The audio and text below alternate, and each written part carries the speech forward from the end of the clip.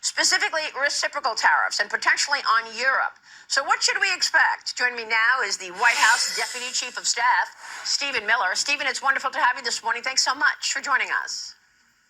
Hey, it's great to be here. Thank you, Maria, as always. I want to start with tariffs, sir, because I know markets are focused on this very closely. And I was told by a source that President Trump is going to announce reciprocal tariffs against Europe, but it's going to be more than just reciprocal. He's also going to add on more to the tariff to cover the VAT tax, which Europe charges us, a VAT tax. So can you tell us what we are expecting next week?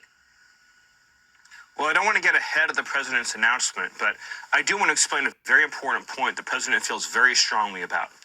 Other nations all around the world use the VAT to get an unfair trade advantage against the United States. Did you know when you ship a car from the United States to Europe, if they let it in at all, because of course they have many non-tariff barriers, that between the VAT and duties, that car is taxed at 30%. A German car or a European car sent to America is taxed at 2.5%, or basically zero. This is a major reason why the U.S. auto industry has been getting hammered and hemorrhaging jobs for so long. It is massively unfair treatment. And the president is making clear that we are going to pursue a policy of reciprocity. In other words, if we're getting charged 30% by Europe, then we need to charge them 30% in return.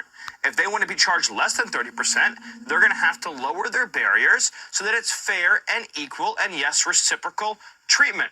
Here's another area where Europe is engaging in predatory practices. They are fining our tech companies billions and billions of dollars. These are revenues and jobs that should be here in the United States. Tech companies are subject to digital taxes, censorship, and onerous financial penalties that are tens of billions of dollars every single year. Obviously, that has to go into the reciprocal treatment as well.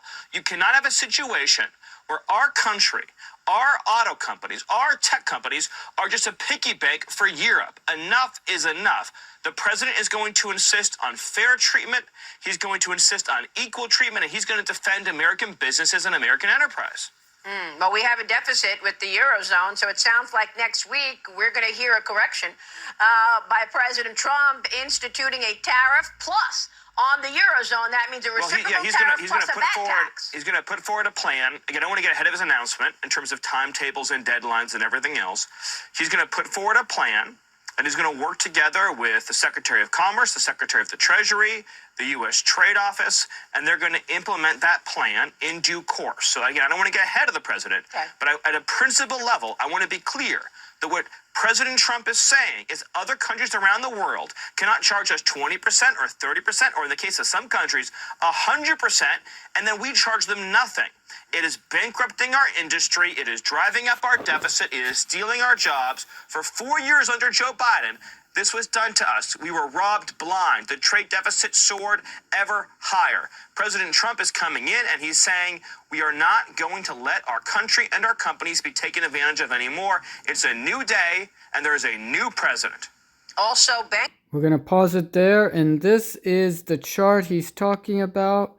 This is the balance of trade for the U.S., and you can see that in 2020, the balance went way, way down, and it's near almost $1 trillion in negative balance. So that means that the U.S. is